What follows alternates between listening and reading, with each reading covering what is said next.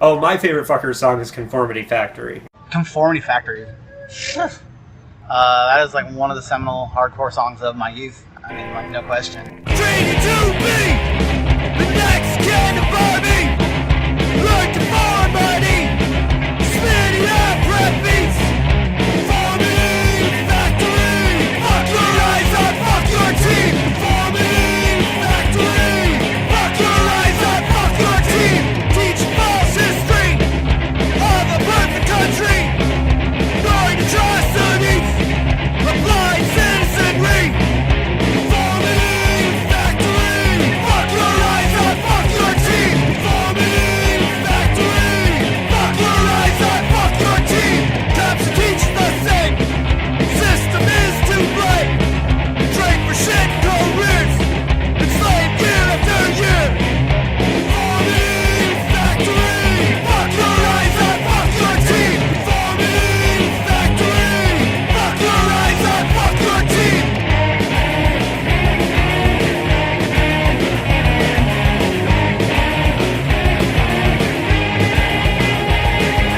Same thing every day. Play your law for good grades.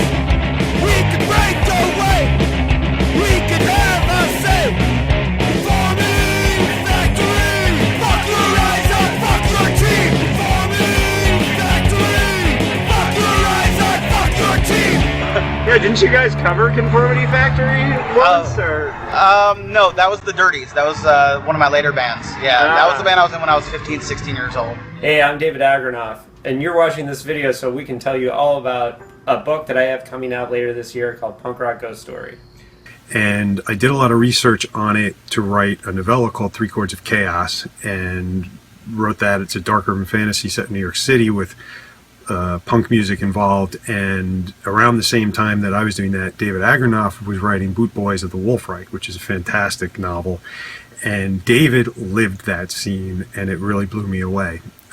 So David and I, were talking about that, and he started telling me about his next book, which is Punk Rock Ghost Story. And he claimed to have unearthed the true story of the Fuckers. Yeah, hey, my name's John Zepps, and I've been in the hardcore scene and the punk rock scene since the early 80s.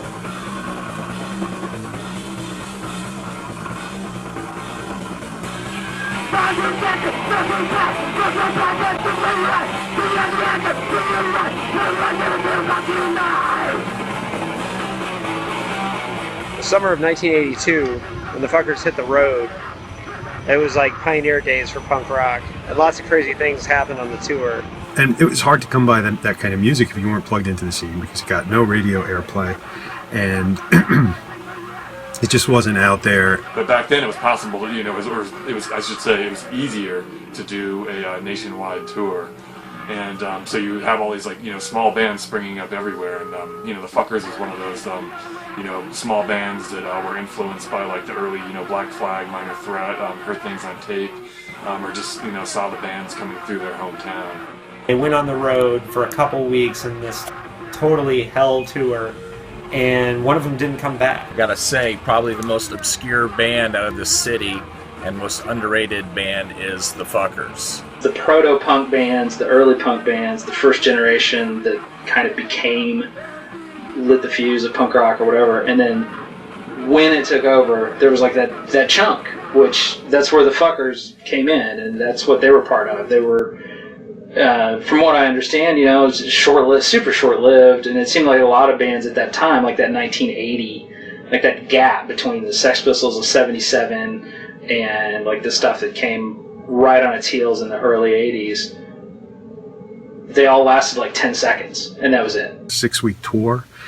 It took them to New York City, and it took them all over the Northeast and down to the South, and it took them through Philly and the Warehouse Riot, which was a turning point for the band, and David has got that covered in his book in detail. And it's really tremendous, and it's like the untold story of the Fuckers. And so by the time I was 15, started up this zine, real vanity project in Philadelphia, where I was living at the time. It was called Plagueadelphia.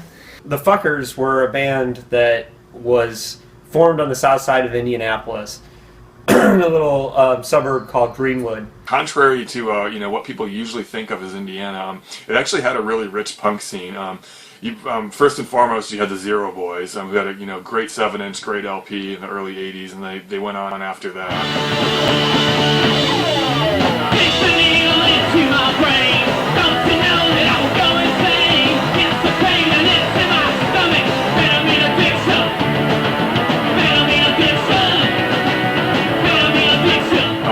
You had Toxic Reasons.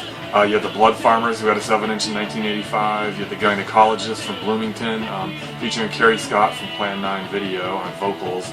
And they had 2 7-inches back in the early 80s. And then there were also these, even some of the first wave 70s bands like the Gizmos and Dow Jones and the Industrials. Music scene there was just exploding at the time. It's like everybody was in a band. Lots of different kinds of bands, all different kinds of stuff on the one bill, would have a noise band and a punk band and a metal band. It was a great time.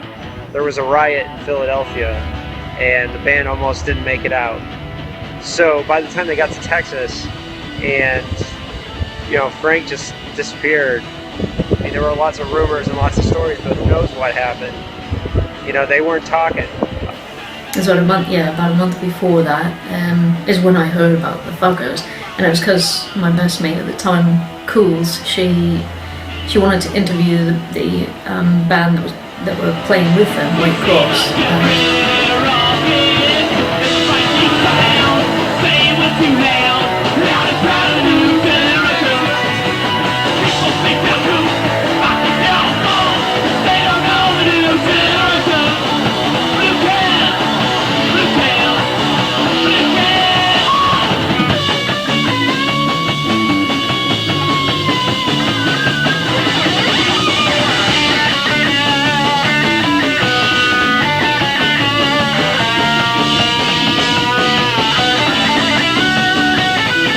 And you could always go into Karma Records in Greenwood and see Dickie behind the counter, wearing some kind of punk shirt. And he was always the guy you wanted to get advice for records. He's the guy that told me about the Circle Jerks. He's the guy that told me about I'd already knew about the Misfits, but he told me about a lot of bands that I didn't ever heard of before, like the Adolescents, for example, or a band that Dickie told me about. You still wouldn't talk about what happened to Frank and the disappearance of their lead singer, and that's really where this story starts. I mean, for us, they're just a local legend, a really scary legend. I mean, you see some of those guys out of the bar, and they're all sort of out there. So we decided to ditch school. We got hold of a case of Black Label that day, and proceeded to get shit-faced and take the Scepter into Philadelphia to go to Repo Records, because it was only more or less down the road from the warehouse where the gig was going to be. Everybody was drunk, and nobody's going to even remember if they were at that party or this party. Apparently their shows were pretty, kind of just knock down, drag out, confrontational. Punk rock in the early 80s is, jocks and rednecks, they hated punk rockers with a passion, and it was almost like warfare. I've seen the Fuckers play with the Zero Boys in Rapper's Basement from the Primates, and they were fucking awful. But then I've seen them when they're brilliant, and you get either one side of the coin or the other with them. So, I don't know. I personally think they kind of suck. But the one band that I actually didn't hear until I was in college and I saw a live band covering one of their songs was the Fuckers. And the Fuckers were this kind of very early one-off hardcore band. All Frank wanted to do was get to LA and finish the finish the tour. We've been on the road for weeks. We're tired, broke, hungry. Van was breaking down.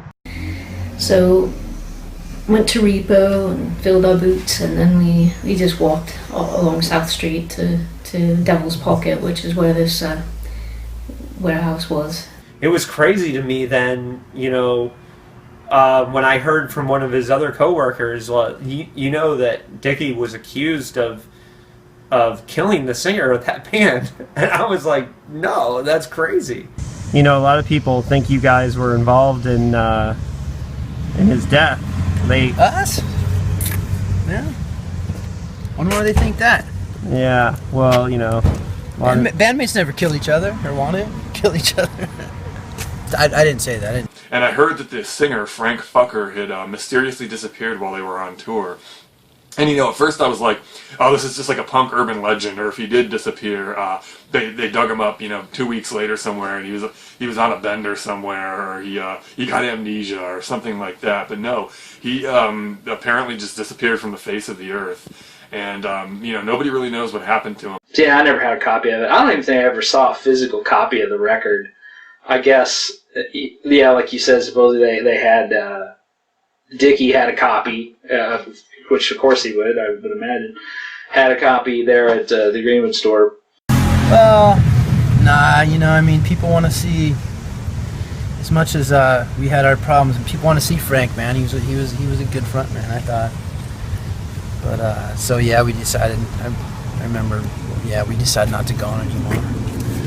So we made our way to the warehouse, and we're in doing this interview, and suddenly this, you know, this song we really had got into, God Hates Sports, we heard it coming through to us, and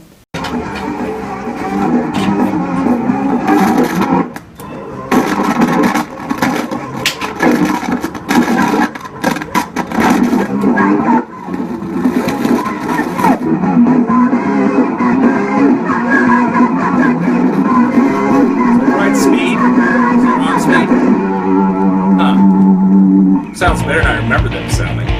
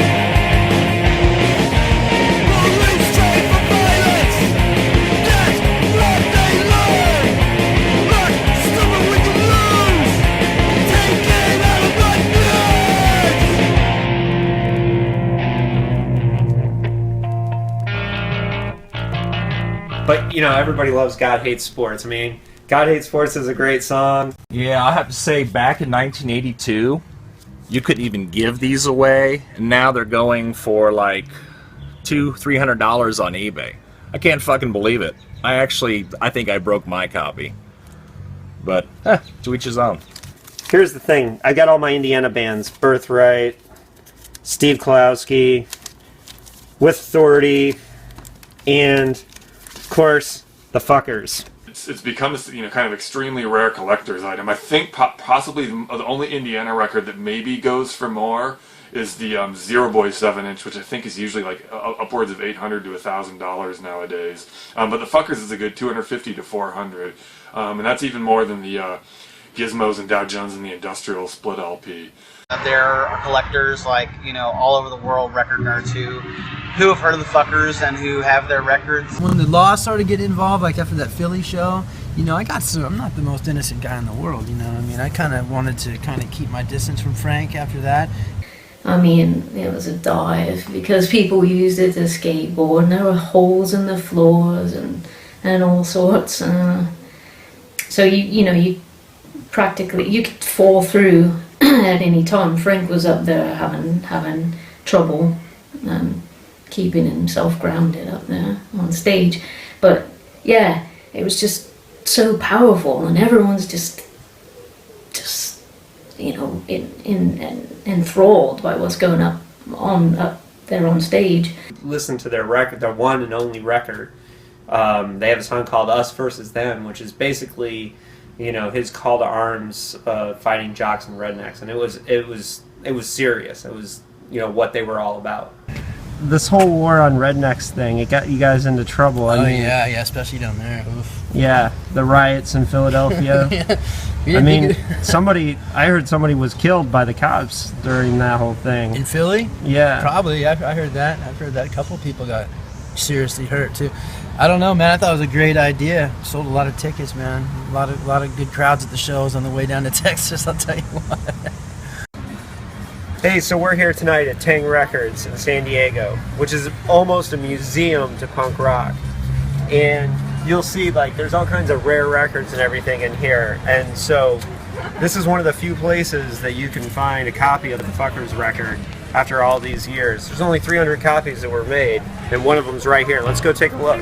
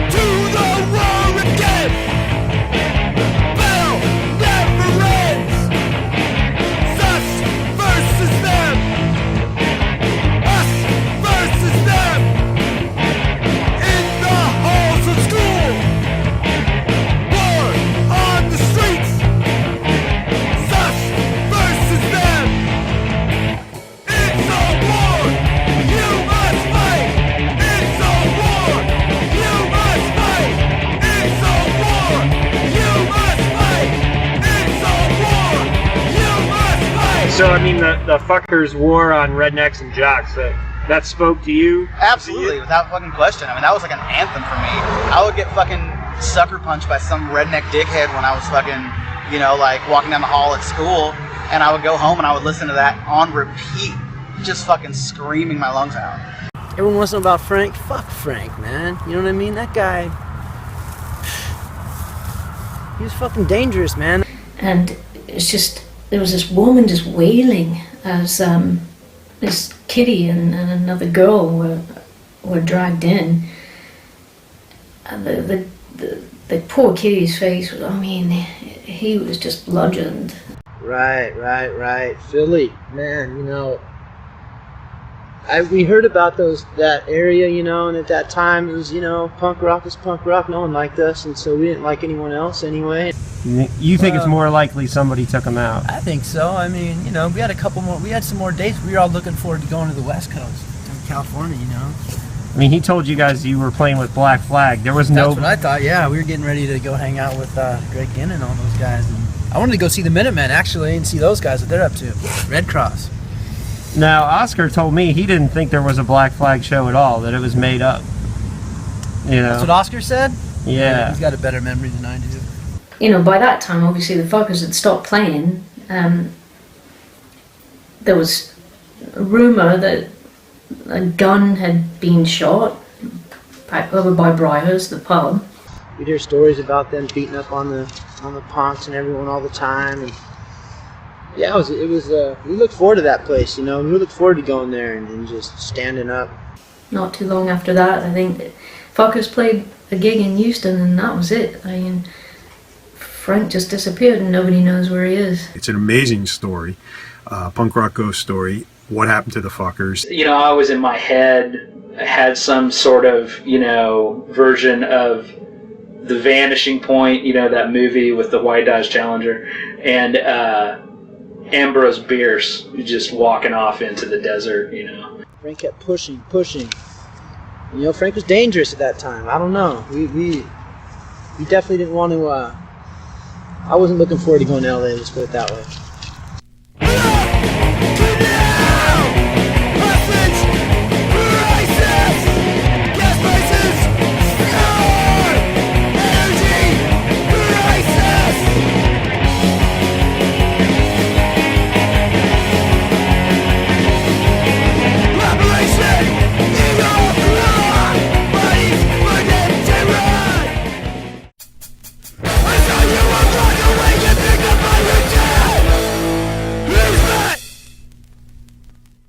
Cheers, Frank, wherever you are.